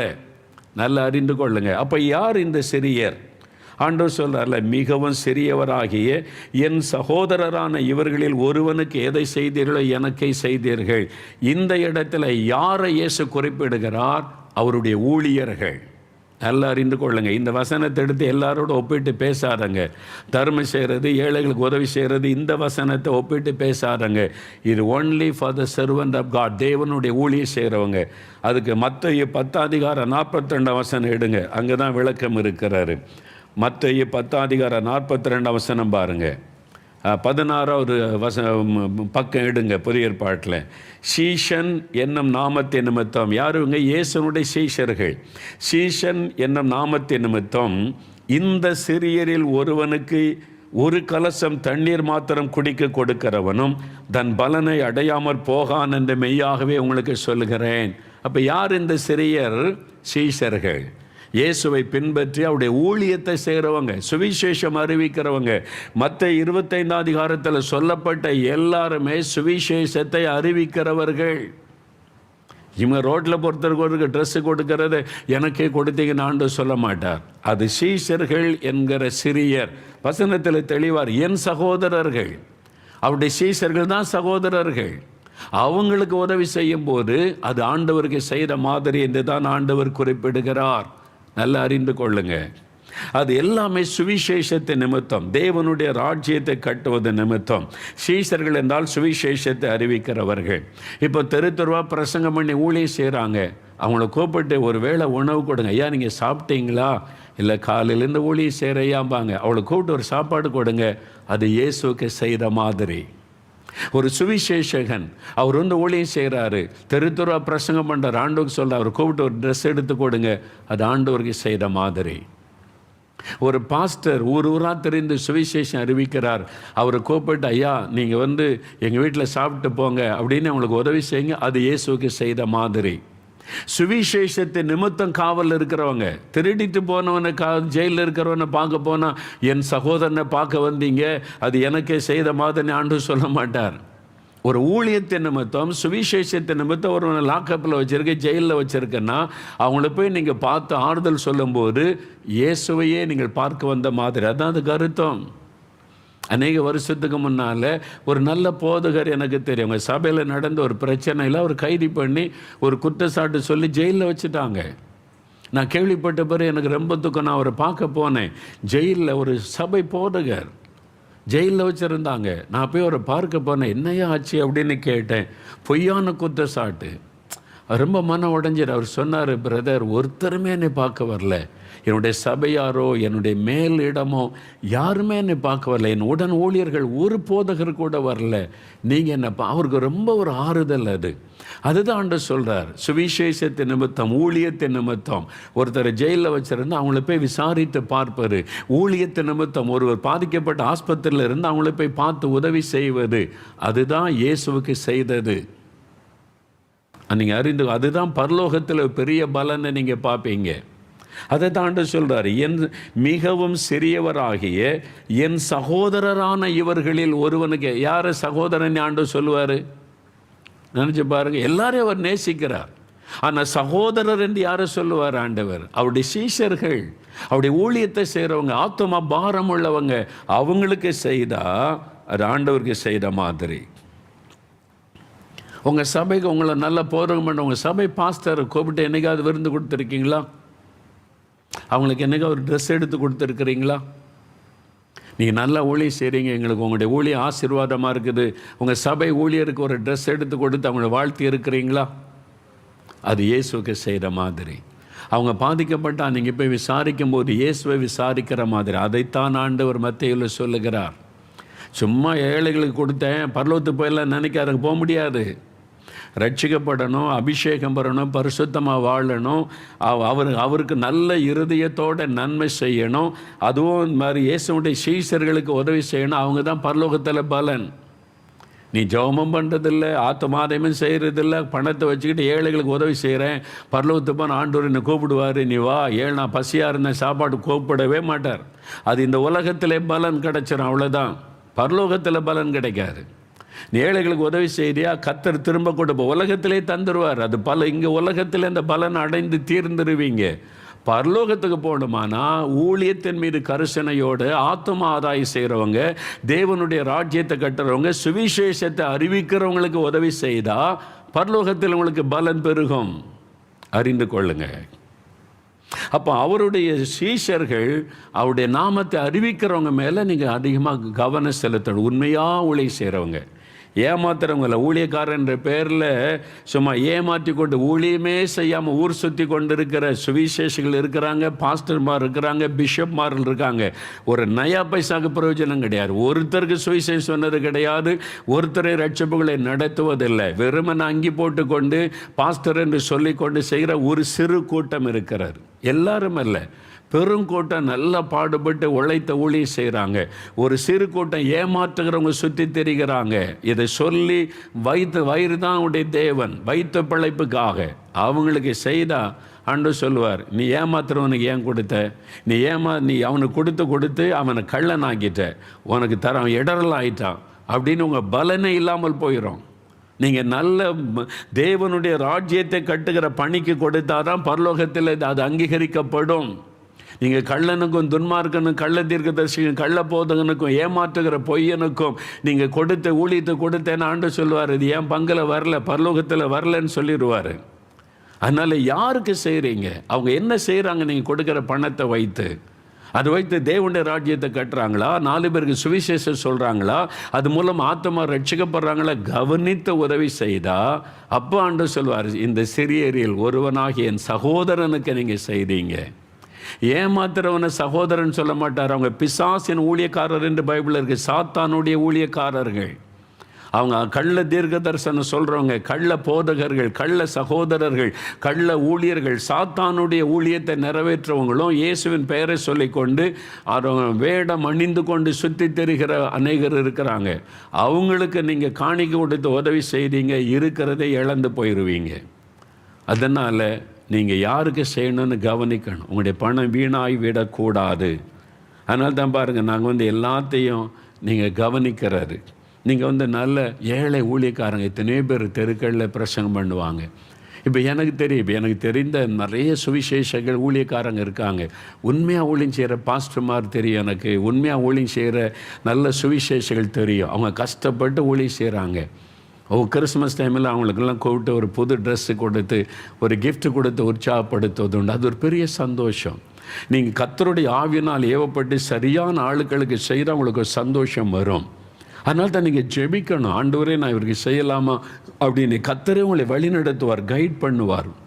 பாருங்கள், வட இந்தியாவிலிருந்து நாம் இது மாதிரி ஹெல்ப் பண்ணணும்னு தெரிஞ்சோடனே தொடர்பு கொண்டாங்க. நாங்கள் கொஞ்சம் பாஸ்டர்மாரெலாம் இருக்கிறோம், கிராமத்தில் சபை நடத்துகிறோம், கொரோனா காலத்தில் சர்ச்சை நடத்த முடியல, கஷ்டப்படுகிறோன்னு சொல்லி வட இந்தியாவிலிருந்து இன்னும் அங்கே கர்த்தர் ஆண்டுடைய கிருபையினால் நமக்கு ஊழியத்தின் ஆட்கள் தந்திருக்கிறார். உடனே அவங்களோட தொடர்பு கொண்டு இவங்களை போய் விசாரிங்க, இந்த மாதிரி இருக்காங்களான்னு கேட்டால் விசாரித்து அவங்களுக்கு எல்லாம் உதவி செய்ய தேவன் கிருபை கொடுத்தார். சரியான ஆள் மூலமாக சரியான தேவை உள்ள மக்கள் கையில் அது போய் கிடைக்கணும், அதான் முக்கியம்.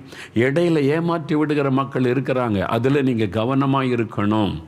அதனால தான் நாங்கள் விசாரித்து செய்வது. கிறிஸ்மஸ் வந்துட்டால் ஒரு ஏழை ஊழியக்காரங்க ரோடாக பிரசங்கம் பண்ணி, தெருவாக பிரசங்கம் பண்ண எத்தனை பேர் சிறுவர் ஊழியம் செய்கிறாங்கங்க. அவங்களாம் வெளியே தெரியாது, சிறுவர் ஊழியம் செய்கிறாங்க. தெருவாக போய் கிராமம் சின்ன பிள்ளைகளுக்கு ஊழியம் செய்கிற சிறுவர் ஊழியத்துக்கு நம்ம யாரும் ரொம்ப சப்போர்ட் பண்ணுவதில்லை. நாங்கள் பாருங்கள், அதனால் ஒரு 20-25 பேரை கூப்பிட்டு அவங்களுக்கு கொஞ்சம் பொருள்லாம் வாங்கி கொடுத்தோம், நல்ல உற்சாகமாக செய்யுங்க அப்படின்னு சொல்லி. அது ஆண்டவருக்கு சந்தோஷம், ஆண்டவருக்கு பெரிய. உண்மையாக ஊழியம் செய்கிறவங்களுக்கு உதவி செய்யுங்க. அப்போ நீங்கள் பணத்தை வீணாக்காதங்க. ஒரு பிஸ்னஸ் மேன் வந்துருமே சொன்னார், பிரதர் நான் ஜெபம் பண்ணி தேவனுடைய தெளிவான நடத்தது இல்லாமல் 5 பைசா காணி கொடுக்க மாட்டேனார். நான் நிறைய கொடுப்பேன் கர்த்தருக்காக, அதுக்கு தான் கர்த்தரை என்னை ஆசீர்வதிக்கிறார். அதனால் வர்ற எல்லாருக்குமே நான் கொடுக்க மாட்டேன். நான் கொடுக்குறேன்னு தெரிஞ்சு பலர் வருவாங்க, எல்லாருக்கும் கொடுக்க மாட்டேன். ஓப்பனாக சொல்லிடுவேன், நான் ஜெபிக்கிறேன், ஆண்டவர் சொன்னால் உங்களுக்கு தருவேன், போயிட்டு வாங்கன்னு அனுப்பிடுவேன் அப்படின்னு சொன்னார். அதனால் நான் ஜெபம் பண்ணுவேன். ஆனால் கர்த்தருக்கு கொடுக்க வேண்டிய அளவு நான் கொடுக்குறேன். நல்ல ஊழியக்காரர்களை கர்த்தர் காண்பிப்பார். அவங்களுக்கெல்லாம் நான் கொடுக்குறேன் பிரதர். கர்த்தர் என்னை ஆசீர்வதிக்கிறார் என்று சொன்னார். அதுதான் சரியான முறை, ஜெபிக்கணும். அப்போ ஆண்டவர் சொல்லுங்க, அப்போ எப்பவும் பரிசுத்த ஆவியினுடைய நடத்துதலோடு செய்யணும். நான் சொன்னேன் ஏற்கனவே, என்னுடைய பையில் 2 கவர் இருக்கும். ஒன்று ஊழியர்களுக்கு கொடுக்கிற ஒரு தசமபாகம், இன்னொன்று ஏழைகள் மாதிரி பாதிக்கப்பட்ட மக்களுக்கு, அதாவது ஆதரவற்ற மக்களுக்கு கொடுக்கிற தசமபாகம் எப்போ என்னுடைய கைப்பைக்குள்ளே வச்சுருப்பேன். போகிற வழியில் அங்கங்கே சந்திக்கும் போது ஆண்டவர் யாருக்கு கொடுக்க சொன்னாலும் கொடுக்க ரெடியாக, பெரும்பாலும் நான் அப்படி ரெடியாக இருப்பேன். ஒரு சமயம் எனக்கு ஞாபகம் இருக்குது, சென்னையிலேருந்து வரும்போது ஒரு வீட்டில் ஜெபிச்சுட்டு வரும்போது காணி கொடுத்தாங்க. நல்லா இவ்வளோ சைஸ் கவருக்குள்ளே வைத்து, நான் உடனே அதை எண்ணி பார்க்கல. வீட்டுக்கு வந்து ஜெபம் பண்ணி அப்புறம் திறக்கிறது, அதை அப்படியே பைக்குள்ளே வைத்திருந்தேன். வர்ற வழியில் ஒரு டீ கடையில் டீ குடிப்பதற்கு வண்டியை நிறுத்தினாங்க டிரைவர். அப்போ நானும் கொஞ்சம் இறங்கி நின்றேன். அப்போது ஒரு கிராமத்தில் ஊழியம் செய்கிற ஒரு ஊழியர், நான் முன்ன பின் அவர் பார்த்ததில் பழகலை, நம்மளே தெரியல, ஓடி வந்து பேசினார் பிரதர் என்று சொல்லி சந்தோஷமாக பேசினார். அவர் வந்து என்னை பார்த்துட்டு சந்தோஷமாக வந்து பேசினார். வேறு ஒன்றும் அவர் எதிர்பார்க்கலாம் இல்லை. ஆனால் அவர்கிட்ட எப்படி இந்த கிராமத்துக்கு வந்தீங்க அப்படின்னு கேட்டேன். அவர் சொன்னார், எனக்கு வந்து ஆந்திரா மாநிலம், நான் ஜெபிக்கும் போது ஆண்டவர் தமிழ்நாட்டுக்கு இந்த கிராமத்துக்கு போன்னு சொன்னார். இங்கே வந்து ஊழிங்க யாரையுமே தெரியாது, இப்போ தமிழ் கற்றுக்கொண்டேன், நிறைய ஆத்துமாக்களை ஆண்டவர் தந்திருக்கிறான்னு சந்தோஷமாய் சொன்னார். அவர் ஒரு எதிர்பார்ப்பு மேலே ஒன்றும் கேட்கல. ஆண்டவர் பேசினார், உன் காணிக்கை அவன்கிட்ட கொடுன்னு சொன்னார். அந்த கவரில் எவ்வளோ இருக்குன்னு கூட நான் எண்ணலை. ஆண்டவர் சொன்னார், அதை அப்படியே கொடு என்று சொன்னார். நான் அதை அப்படியே அந்த கவரை எடுத்து, இதை கர்த்தர் உங்களுக்கு தருகிறார், நீங்கள் சந்தோஷமாக ஊழியம் செய்யுங்கன்ட்டு வந்தேன். அதில் எவ்வளோ இருந்துன்னு இன்றைக்கு வரைக்கும் எனக்கு தெரியாது. ஆனால் கர்த்தர் கொடுக்க சொன்னார். ஒரு முறை ஒரு ஊழியத்தை முடிச்சுட்டு வரோம், இதே மாதிரி ஒரு டீ கடையில் டீ குடிக்க எல்லோரும் இறங்குனாங்க. நானும் இறங்கி அப்படி நின்றேன், அந்த கடையை பார்த்து கொண்டு இருந்தேன். ஒரு ஊழியக்காரர் ஓடி வந்தார். வந்து ஒரு பாஸ்டர், அவர் சொன்னார், இங்கே சபை வச்சுருக்கேன் பிரதர், இப்படி நடக்குது, ரொம்ப சந்தோஷமாக நாங்களும் எழுப்புதலுக்கு ஜெபிக்க. நல்ல அவரோட பேசும்போது ஆத்மா பாரமுள்ள ஒரு மனிதர். அவர் ஒன்றும் எதிர்பார்க்கல, அவ்வளோதான், அன்பாக பேசி கொண்டு இருந்தார். ஆவியானவர் பேசினார், நீ அவனுக்கு கொடு என்று சொல்லி. அப்போ நான் வந்து பைக்கெட்டில் இந்த காணிக்கை எடுத்து அவர் கையில் நான் கொடுத்தேன். நான் அப்படியே பார்த்தார். எதுக்கு பிரதர்னார். இல்லை, கர்த்தர் கொடுக்க சொல்கிறாரு, உங்களுடைய தேவை இதன் மூலமாக சந்திக்கப்படும் அப்படின்னு சொல்லிட்டு. அப்போ அவருக்கு ஏதோ ஒரு தேவை இருக்குது. கர்த்தர் அதை அறிந்து சரியாக நம்மளை சந்திக்க வைப்பார். சரியான ஊழியக்காரர் நம்மளை நடத்துவார். நான் ஜெபம் பண்ண, உங்கள் சித்தமில்லாத யாரும் என்னை சந்திக்கக்கூடாது, உங்கள் சித்தமானவங்க தான் என்னை சந்திக்கணும், இந்த காணிக்கை சரியான ஆள் கையில் நான் கொடுக்கணும் ஆண்டவரே அப்படின்னு ஜெபம் பண்ணி தான் எடுத்து வைப்பேன். அழகாக கர்த்தர் நடத்துவார். நீங்கள் ஜெபம் பண்ணி ஆண்டோடைய வழி நடத்துதலோடு செய்யுங்க. அப்போ ஆண்டு சொல்வார், இந்த சிறியரில் ஒருவனுக்கு எதை செய்தீங்களோ அதை எனக்கே செய்தீர்கள். அந்த ஊழியக்காரங்களுக்கு, அது சுவிசேஷத்தை அறிவிக்கிறவங்களுக்கு, பாஸ்டர்மார்கள், போதகர்கள், சிறுவர் ஊழியம் செய்கிறாங்க, அவங்களுக்கெல்லாம் யாரும் காணிக்க கொடுப்பது இல்லை. அவங்கள கண்டுபிடிச்சு நீங்கள் கொடுத்து உதவி செய்த ஆண்டவர் மகிழ்ச்சி அடைவார். உண்மையாக ஊழியம் செய்கிறாங்க. இப்போ என்ன, நீங்கள் டிவியில் பார்த்தனால மோகலாச சொல்கிறீங்க. ஆனால் நான் பரலோகத்துக்கு போகும்போது நான் விசுவாசிக்கிறேன், நிறைய பேர் ஒன்றுமே தெரியாத அநேகரை கர்த்தர் பரலோகத்தில் மேன்மையாய் கனப்படுத்துவார். அவங்கெல்லாம் டிவிலே வரல, அவங்க பேர் வால் போஸ்டே இல்லை, யாருக்கும் தெரியாது. ஆனால் தெருவாக பிரசங்கிக்கிறாங்க சுவிசேஷத்தை அவங்க தான் பரலோகத்தில் மேன்மையாய் கனப்படுத்தப்படுவாங்க. உண்மையில் நான் அப்படிப்பட்ட பலரை என் ஊழிய பாதையில் சந்தித்திருக்கிறேன். பாஸ்டர்மார்கள், சுவிசேஷகர்கள், சிறுவர் ஊழியம் செய்கிறவங்க நிறைய பேர் இருக்கிறாங்க. நீங்கள் வந்து உங்களை ஆண்டவர் கைட் பண்ணுவார். நான் ஆண்டவரே இந்த காணிக்கை நான் யாருக்கு கொடுக்கணும்னு ஜெபிச்சிங்கன்னா சரியான ஒரு ஊழியக்காரர் கைட் பண்ணுவார். அவங்களுக்கு செய்து பாருங்கள், உங்களுக்குள்ள ஒரு மகிழ்ச்சி இருக்கும். அவங்க ஆசீர்வதிக்கும் போது அந்த ஆசீர்வாதம் உங்களுக்கு மெய்யாய் வந்து பலிக்கும். அதனால் தான் ஆண்டவர் சொல்கிறார், இந்த சிறியரில் என் சகோதரரான இவர்கள். சும்மா ரோட்டில் நிற்கிறவன்னு அவனுக்கும் உதவி செய்கிறது சகோதரன்னு சொல்ல மாட்டார் ஆண்டவர். அது ஏழைகளுக்கு உதவி செய்வார், அதுக்கும் பலன் உண்டு. ஏழைகளுக்கு உதவி செய்கிறவன் கர்த்தருக்கு கடன் கொடுக்கிறான், கர்த்தர் திரும்ப தருவார். இந்த உலகத்தோட பலன் முடிஞ்சிடும். ஆனால் ஊழியர்களுக்கு உதவி செய்யும் போது பரலோகத்தில் நீங்கள் கனப்படுத்தப்படுவீங்க. அதனால் மத்தேயு 25 அதிகாரத்தில் சொல்லப்பட்டது எல்லாமே தேவனுடைய ராஜ்யம் கட்டுமான பணியோடு சம்பந்தப்பட்டது. நீங்கள் ரெண்டுக்குள்ள வித்தியாசத்தை விளங்கி கொள்ளுங்க. ஊழியம், தேவனுடைய ராஜ்யம் கட்டப்படுவதோடு சம்பந்தப்பட்டது தான் மற்ற 25 அதிகாரத்தில் இயேசு சொல்லுவார். அதனால் இந்த வசனத்தை வச்சுட்டு ஏழைகளுக்கும் இவங்களுக்கு உதவி செஞ்சால் நீங்கள் பரலோகத்தில் ஆண்டவர் கனப்படுத்துவார்னு நினைக்காருங்க. அதுக்குரிய பலன் இந்த உலகத்தில் கொடுக்கப்படும். நன்மை செய்யுங்க, தான தர்மம் செய்யுங்க, அது தேவன் விரும்புகிறார். அதே சமயத்தில் நீங்கள் முக்கியமாக விசுவாச குடும்பத்தாருக்கு உதவி செய்யுங்க. ஊழியர்களை கண்டுபிடித்து, ஏழை ஊழியர்கள் கண்டுபிடித்து உதவி செய்யுங்க. இனிமேல் கிறிஸ்மஸ் நாட்களில் ஒரு ஏழை ஊழியக்கான குடும்பமாக இன்வைட் பண்ணி சுவிசேஷம் அறிவிக்கிறவங்களுடைய பாதங்கள் எவ்வளவு அழகாக இருக்கிறது. சபையிலையாவது மாதந்தோறும் காணிக்க வரும். ஆனால் தெருவாக பிரசங்கிக்கிற நிறைய சுவிசேஷங்கள் இருக்கிறாங்க. அவங்களுக்கு யாருமே காணிக்கெல்லாம் கொடுப்பது இல்லை. அவங்கள யாருக்குமே தெரியாது. அவங்க ரோட்டில் நின்று டாக்ஸ் கொடுப்பாங்க, ஊழியம் செய்வாங்க, இருக்கிறத வச்சு வாழுவாங்க. அந்த மாதிரி ஆட்களை கண்டுபிடிச்சி அவங்களுக்கு ஒரு உடை எடுத்து கொடுத்து ஒரு விருந்து கொடுத்தீங்கன்னா கிறிஸ்மஸ் அன்னைக்கு ஆண்டவர் உங்களை ஆசீர்வதிப்பார். என் சகோதரன், என் ஊழியத்தை செய்கிறவன், சுவிசேஷத்தை அறிவிக்கிறவன், ஆண்டவர் அவங்கள தான் சகோதரன் என்று சொல்லுவார். என் சீஷன், என்னுடைய நாமத்தை பறைசாற்றுகிறவன், அவங்களுக்கு உதவி செய்யுங்க. அப்போ நீங்கள் சரியான இடத்துல செய்யணும். சரி, இதுக்கு தான் நாங்கள் சில அமைப்புகளை உருவாக்கியிருக்கிறோம். குட் சமாரிட்டன் கிளப் என்றும் இயேசுடைய ஊழியத்தின் மூலமாக நீங்கள் அனுப்புகிற காணிக்கை வைத்து என்னென்ன செய்கிறோம். நாளை தினத்தில் சில காரியம் உங்களோட நான் பகிர்ந்து கொள்ள போகிறேன். நீங்கள் அனுப்புகிற காணிக்கை நாங்கள் எப்படி பயன்படுத்துகிறோம். நீங்கள் ஒரு டீமாக சேர்ந்தால், ஒரு குட் சமாரிட்டன் கிளப்பாக இணைந்தால் உங்கள் பகுதியில் எப்படியெல்லாம் நன்மை செய்து இயேசுவை மகிமைப்படுத்த முடியும், அதை குறித்து நாளை தினத்தில் நம்ம பார்க்கணும். அப்போ என்னை அறிந்து கொள்ளுங்க. எல்லாம் ஜெபிக்கலாமா? முதல்ல எல்லாருக்கும் உதவி செய்யணும். தேவை உள்ள மக்களுக்கு, விசுவாச குடும்பத்தாருக்கு உதவி செய்யணும். தேவனுடைய ஊழியர்கள், சுவிசேஷத்தை அறிவிக்கிற இயேசுவின் சிநேகிதர்களுக்கு உதவி செய்யணும். ஜெபிக்கலாமா? இப்போ ஆண்டவரே, நானும் அப்படி உதவி செய்யணும். உதவி செய்வதில் சோர்ந்து போகக்கூடாது. சோர்ந்து போகாமல் நான் உதவி செய்ய எனக்கு கிருபை கொடுங்க ஆண்டவரே. சரியான ஆட்களுக்கு நான் உதவி செய்யணும் ஆண்டவரே. ஏமாற்றுறவங்களுக்கு நான் உதவி செய்திடக்கூடாது ஆண்டவரே. கள்ளர்களுக்கும் பொய்யர்களுக்கும் நான் உதவி செய்து விடக்கூடாது ஆண்டவரே. என் பணம் வீணாகிவிடக்கூடாது. உம்முடைய ராஜ்ய கட்டுமான பணிக்கு அந்த பணம் செலவு செய்யப்படணும். நன்மையான மக்களுக்கு நான் செய்யணும் ஆண்டவரே. நன்மை செய்ய ஒப்பு கொடுக்கிறேன்னு சொல்லுங்க. இருதயத்தில் கை வைத்து ஜெபிங்க. தகப்பனே, யார் யார் ஒப்பு கொடுத்து சோர்ந்து போகாமல் நன்மை செய்யவும், சரியான மக்களுக்கு நன்மை செய்ய வழி நடத்துதலை கொடுங்க, கைட் பண்ணுங்க. ஆவியானவர் உங்களுக்கு உதவி செய்த நடத்துங்க என்று நான் ஜெபிக்கிறேன் அப்பா. விசுவாச குடும்பத்தாருக்கு உதவி செய்ய கிருபை கொடுங்க. தன்னுடைய சபையில் இருக்கிற விசுவாச குடும்பத்தார், ஏழை பிள்ளைகள், ஆதரவற்ற மக்களை தாங்கி பிடிக்க ஒவ்வொருவருக்கு உதவி செய்யுங்க. ஏழை ஊழியர்களை நினைத்தருளி சுவிசேஷத்தை அறிவிக்கிற நம்முடைய ஊழியர்களுக்கு உதவி செய்ய, நன்மை செய்ய ஒவ்வொருவருக்கும் கிருபை கொடுங்க. கர்த்தரப்படி ஆசீர்வதிக்கிறதற்காய் ஸ்தோத்திரம், ஸ்தோத்திரம். நன்மை செய்ய எங்களை அர்ப்பணிக்கிறோம். நற்கிரியைகளை செய்ய ஒப்பு கொடுக்கிறோம். சோர்ந்து போகாமல் நற்கிரியை செய்ய அர்ப்பணித்துக் கொள்கிறோம். இயேசு கிறிஸ்துவின் நாமத்தில் ஜெபிக்கிறோம் பிதாவே. ஆமேன், ஆமேன். என் ஆத்துமாவே கர்த்தரை சோஸ்தரி, என் முழு உள்ளமையுடைய பரிசுத்தமுள்ள நாமத்தை சோஸ்தரி. என் ஆத்துமாவே கர்த்தரை சோஸ்தரி, அவர் செய்த சகல உபகாரங்களை மறவாதே. ஆமேன், ஆமேன்.